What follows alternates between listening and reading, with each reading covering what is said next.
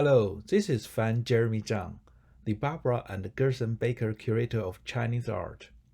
Among traditional holidays and festivals in East Asia, the Mid-Autumn Festival is a very popular one. Also known as the Moon Festival, it originated in China as an annual rite for the moon worship to pray for fertility and good luck. It later evolved into a special occasion for family reunion and entertainment on the 15th day of the 8th lunar month every year. Under the full moon, family members and friends would gather and enjoy delicious food and drinks, especially the desserts of moon cakes. This festival is celebrated outside of China too. For instance, at Chuseok or Autumn Eve in Korea, and Tsukimi, the moon viewing in Japan. In addition to ritual and family activities relating to moon viewing, people will also release sky lanterns, present performances, and enjoy lantern shows in the bright moonlight. Now let's take a journey to explore the history and tales of the moon, as well as its various depictions in East Asian art. Reflecting the ancient beliefs about the cosmos, the depictions of the moon had occurred in Chinese religious and funerary art since the antiquity. The moon was widely believed to be a mystical dwelling of deities and spirits, a place to meet the mortals and to obtain longevity. The most famous example came from a T-shaped funerary silk banner unearthed from Mawangdui Tomb No. 1 in Changsha, dated around 168 BCE. In the top section of this painted textile, which represents the heavenly scene, one can see the white moon and the red sun flanking the goddess Riwa, the creator of the humankind in Chinese mythology. Here, the crescent moon is accompanied by three symbolic motifs of the moon: a jade rabbit, which was believed to make the magical medicine for the Queen Mother of the West; a heavenly toad with long antlers, which was believed to have the mystical power of immortality; and a young girl, possibly the legendary moon goddess Chang'e, the symbol of beauty and fertility. During the Tang Dynasty, the Mid-Autumn Festival thrived, and many bronze mirrors of the time featured moon-related subjects that reflected folk beliefs and fantasy about the bright moon in the sky.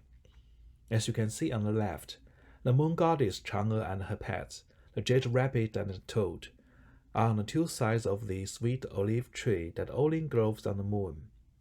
The mirror on the right, one of my favorite works in the Asian Art Museum collection, is associated with the romantic story of Emperor Ming Huang, whose dream adventure possibly linked to the start of Moon Festival celebration in China. On this mural that depicts the famous Chinese tale, Emperor Ming Huang was assisted by a Taoist priest to take a dream journey to the Moon Palace after he got drunk in his birthday party. Here we see the priest is seen of the emperor, who is led by a rabbit and a toad to cross a bridge that links the human and the celestial worlds.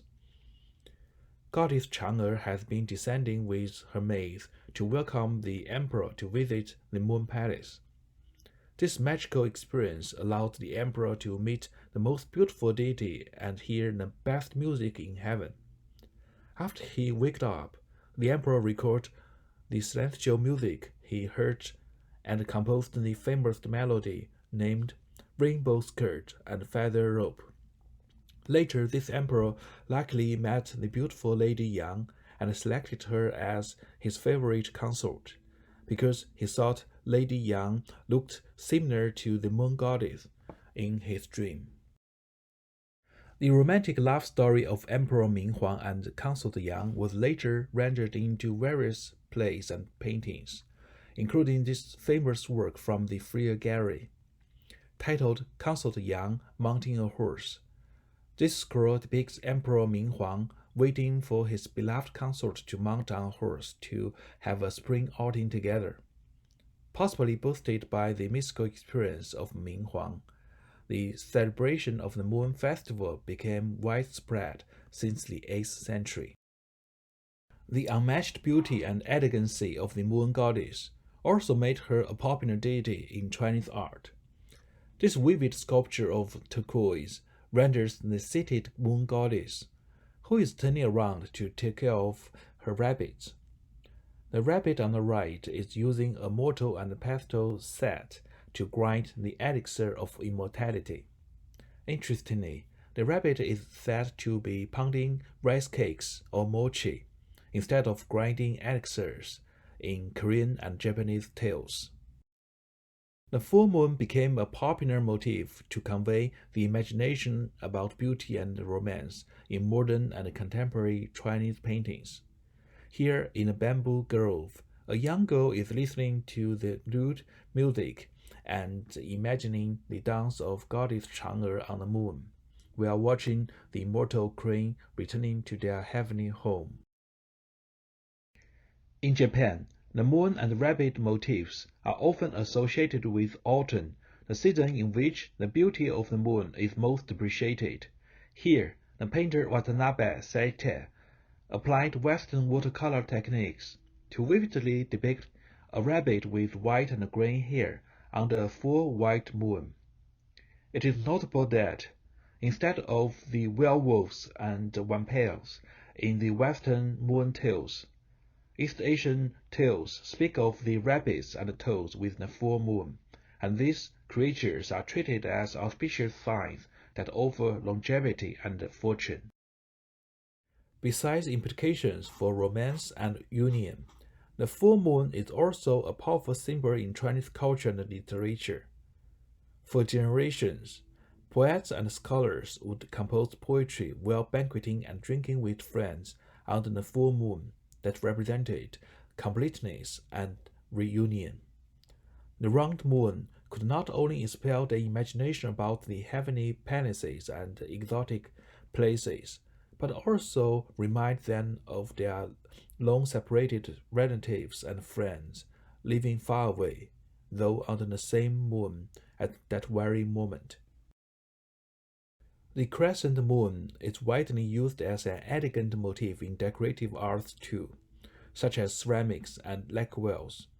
For instance, the Chinese train and the Korean dish here both applied the technique of mother of pearl inlay to depict the plum blossom under a crescent moon in the cold winter time. Finally, we are looking at dialogue between moon and wind, a modern ink painting by Liu Guosong, a Chinese pioneer who advocates modernist-style painting with his innovative brushwork and ink techniques. Inspired by the Apollo's successful landing on the moon, he started to create his famous Moon series in 1969. These and other works of the series are consistent in their state of flux, featuring a bold and self-expressive calligraphic abstraction. The distinctive composition and energetic brush strokes creatively present the dynamic rhythms of natural forces and the endless movement of the universe.